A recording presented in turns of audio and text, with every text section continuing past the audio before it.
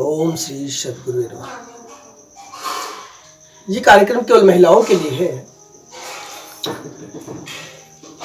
कैसे जाने महिलाएं, पुरुष भी देख सकते हैं क्योंकि कुछ लक्षण उनमें भी मिल जाएंगे, लेकिन सर्वाधिक ये कार्यक्रम मैंने महिलाओं के लिए ही विशेषकर बनाया है।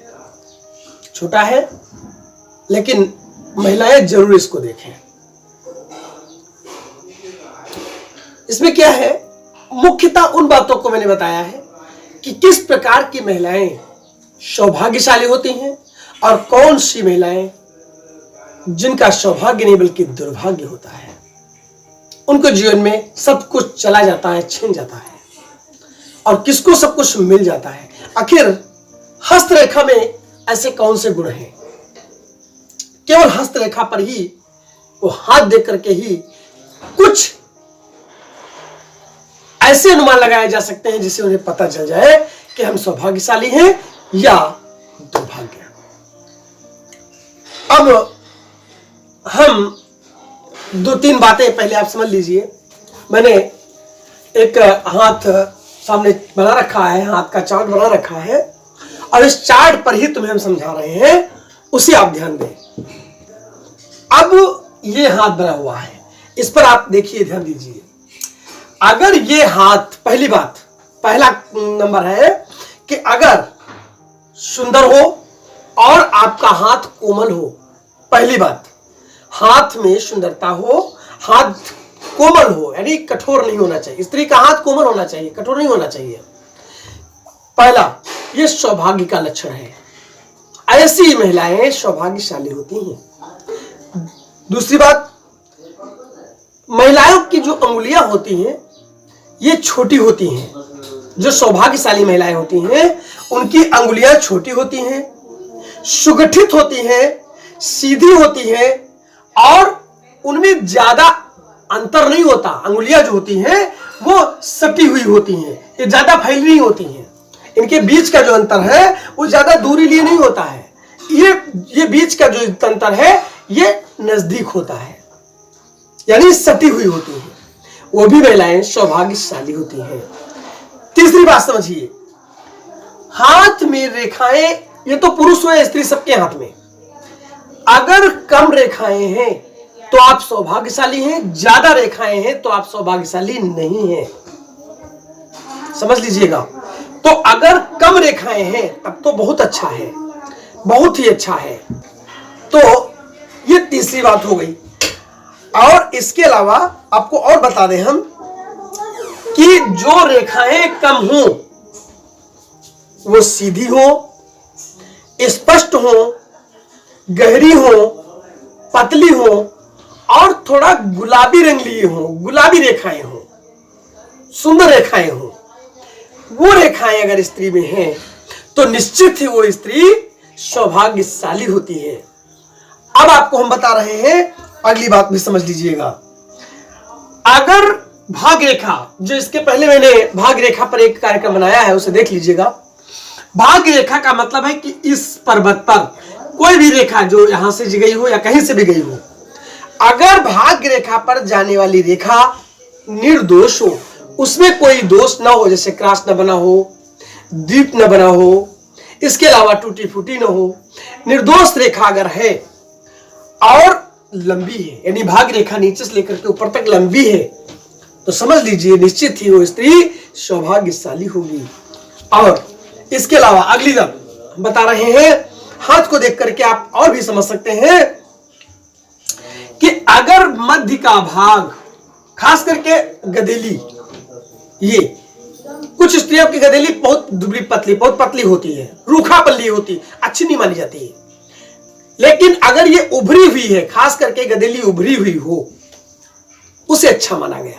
ज्यादा नहीं, ज्यादा उभरी भी खराब है, मध्यम यानी सामान्य स्थिति में वो उभरी हुई हो तो उसे शुभ माना गया है। अगर मध्य भाग हथेली का उभरा हुआ है तो सौभाग्य होता है, सौभाग्य का सूचक होता है। अगली बात समझिएगा, नाखून पे नजर डालिए। नाखून पे जब आप नजर डालेंगे तो नाखून अगर गुलाबी रंग लिए हों, स्वस्थ हो, उनमें कोई धब्बा नहीं होना चाहिए। नाखून अगर हल्के गोल हो, तो इस प्रकार के नाखून जो होते हैं स्वस्थ रंग के होते हैं, ये भी बहुत अच्छे माने जाते हैं। और अगर ऐसे नाखून है तो निश्चित ही आप सौभाग्यशाली हैं। इसके अलावा एक रेखा और जो बहुत महत्व मन रखती है सौभाग्यशाली स्त्रियों के हाथों में, वो होती है विवाह रेखा। विवाह रेखा का लंबी होना, थोड़ा मतलब कहने का मतलब बहुत लंबी भी अच्छी होती है, लेकिन खास करके इतनी लंबी अगर है तब भी अच्छी मानी गई है। बहुत छोटी रेखा नहीं होनी चाहिए विवाह रेखा।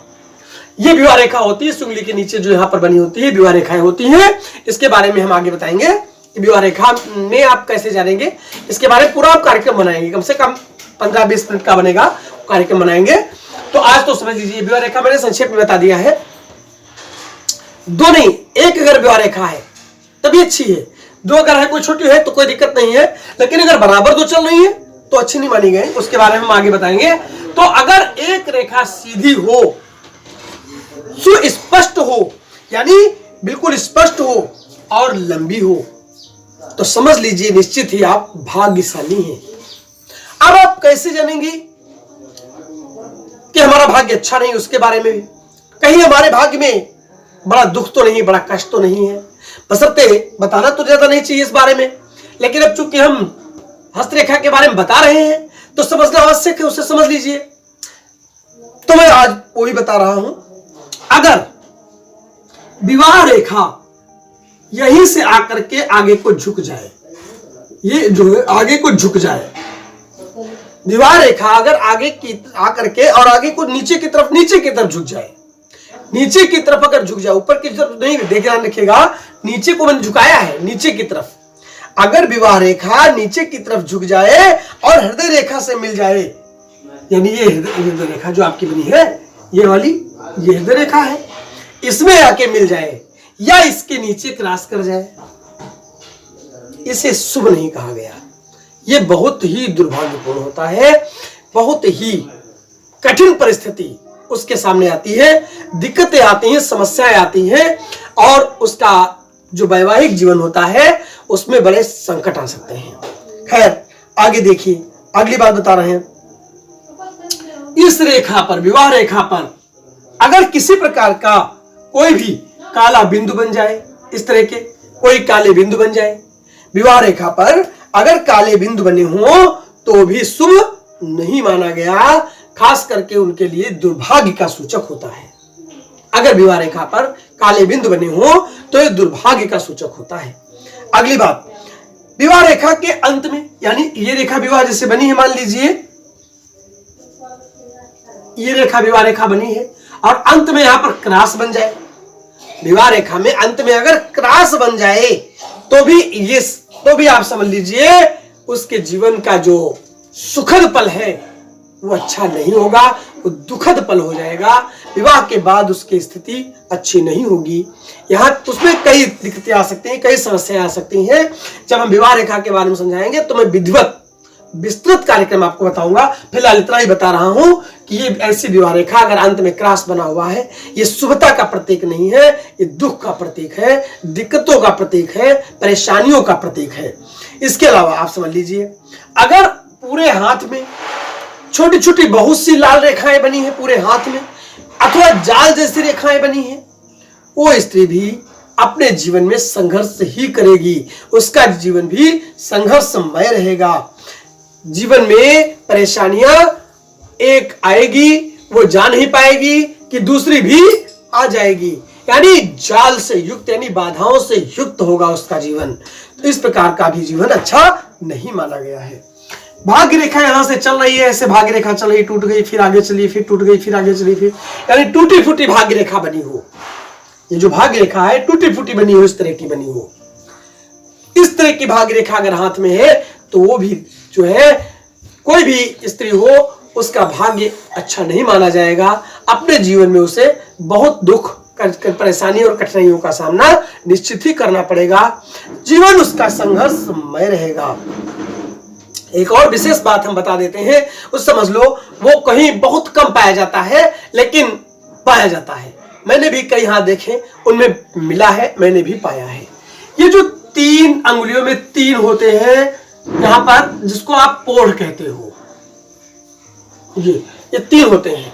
अगर किसी स्त्री के हाथ में ये 4 हो जाए, इस तरह से अगर ये 4 हो जाए, 5 हो जाए, तो समझ लीजिएगा उसका जीवन भी दुर्भाग्य से भरा हुआ होगा, दुर्भाग्यपूर्ण होगा। खास करके कहा गया है उसके शत्रु अधिक होंगे, और शत्रु अधिक होंगे। इसके अलावा आए दिन कोई ना कोई परेशानी उसके जीवन में लगी रहेगी।